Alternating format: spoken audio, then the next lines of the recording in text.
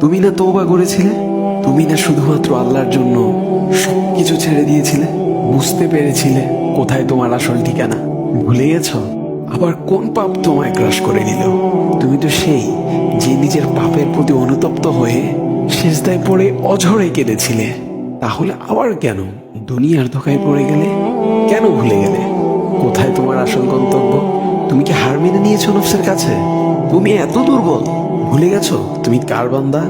কে তোমার রব? তোমার রব তো সর্বশক্তিমান। সর্বশক্তিমানের বান্দা আবার কখনো দুর্বল হয় নাকি? মৃত্যু পর্যন্ত লড়ে যাও তুমি। শয়তানকে দেখিয়ে দাও তোমার ইমানের পাওয়ার। শয়তানের ধোকায় পড়ে অনেক পাপ করে ফেলেছো, তাই নিরাশ হয়ে গেছো তুমি, তাই না? তুমি কি জানো না তোমার রব কতটা মহান? তিনি তো তোমাকে ক্ষমা করার জন্য অপেক্ষা করছেন। তাই ফিরে আসো সেই রবের দুয়ারে, যার দুয়ার কখনো বন্ধ হয় না। ভিডিওটি ভালো লাগলে একটি শেয়ার করে দিবেন, হয়তোবা আপনার একটি শেয়ারও কারো হেদায়েতের উসিলা বনে যাবে।